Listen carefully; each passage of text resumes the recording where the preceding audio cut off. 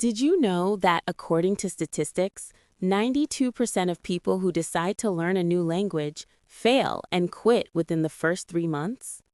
92%. That is a terrifying number. Perhaps you have been part of this group. Maybe at the beginning of the year, you started with so much motivation. You studied vocabulary for 2 hours a day, you watched movies, but after 2 weeks, the books went back on the shelf to gather dust. And then that familiar, terrible feeling came back. I am lazy. I have no talent. I will never learn this. But my friend, let me tell you a truth. Your problem is not laziness. Your problem is not talent. The problem is that you're trying to move a mountain all at once. Today, I want to tell you a secret that turned a completely destroyed country into one of the most powerful nations on earth. A secret that came from the heart of Toyota factories in Japan and is now going to be the key to unlocking your English fluency. The name of this secret is Kaizen. If you are ready to learn how to master English without pain, without exhaustion, and without needing superhuman willpower, you are in the right place. Stay with me until the end of this podcast. Let's travel back in time to 1945. World War II has just ended. Japan is devastated. The atomic bombs have flattened the cities of Hiroshima and Nagasaki. The economy is ruined, the factories are destroyed, and the people are hopeless. Nobody thought Japan could ever stand up again, let alone compete with the industrial giants of the world.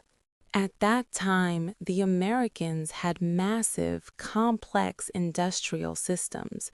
They had money, they had equipment, but the Japanese, they had neither money nor equipment.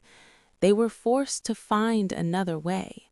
So they adopted a philosophy called Kaizen. Kai means change, and Zen means good, change for the better. Their philosophy was strange. They didn't say, let's build the best car in the world today. They said, let's just tighten the screw on this wheel 1% better today. Let's save just 1 second on the production line tomorrow. Steps that were so small they almost seemed ridiculous. But do you know what happened? These 1% improvements accumulated. They compounded like interest in a bank. After a few years, Toyota became the largest and highest quality car manufacturer in the world, not with one giant leap, but with thousands of tiny steps. Japan rose from the ashes and conquered the world. Now, my question to you is this: why are you trying to start a revolution in your English learning?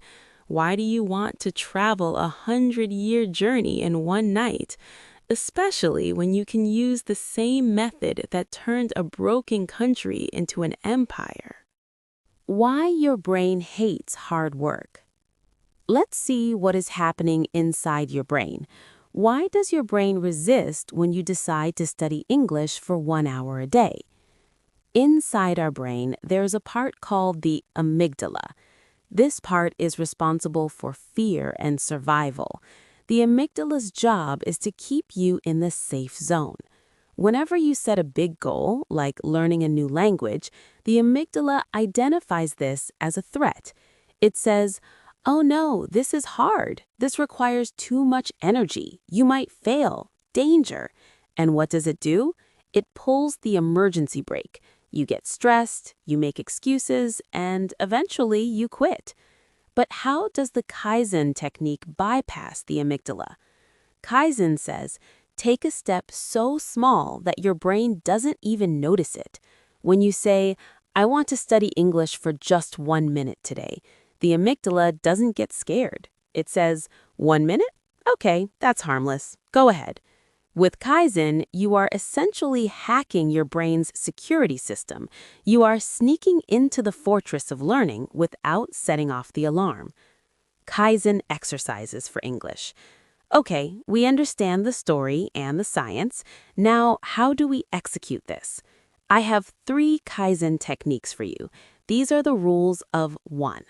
Technique number 1, the 1-minute shadowing rule. Many people say, watch movies, but watching a 2-hour movie is hard work. The Kaizen way is this. Select just 1 minute of a podcast or a movie. Listen to and repeat only that 1 minute. If 1 minute is too much, make it 30 seconds, but do it every single day. This builds your mouth muscles without making you tired. Technique number 2, the 1-word rule. Forget about memorizing lists of 50 vocabulary words. Make a pact with yourself. I will learn just 1 new word today. Just 1. You might say, that is too slow. That's only 365 words a year. Yes, but 365 words that you truly know and never forget are better than 1,000 words you memorized and forgot. And here is the interesting part. When you start learning that 1 word, usually your brain engine starts running, and you automatically learn a second and a third one. Technique number 3, the 1-paragraph rule. Are English storybooks scary? Kaizen says, just read 1 paragraph before bed. Even if you are exhausted, just open the book, read 1 sentence, and close it. The goal here is not finishing the book. The goal is building the habit of opening the book. Remember, Kaizen is not looking for instant results. It is looking to build your identity. My friend, the journey of learning English is not a sprint. It is a long marathon. Those who run too fast run out of breath halfway and stop. But those who take small, consistent steps always reach the finish line. Today, I am not asking you to move a mountain. I am not asking you to write 10 pages or speak for an hour. My challenge for you is this. Can you spare just 1 minute today? Just 1 minute. Watch 1 English short or repeat 1 sentence out loud. If you do this, you are no longer lazy. You are a Kaizen warrior. You are walking the same path that built Japan. You are rebuilding yourself. Thank you for gifting these 15 minutes to yourself and your future.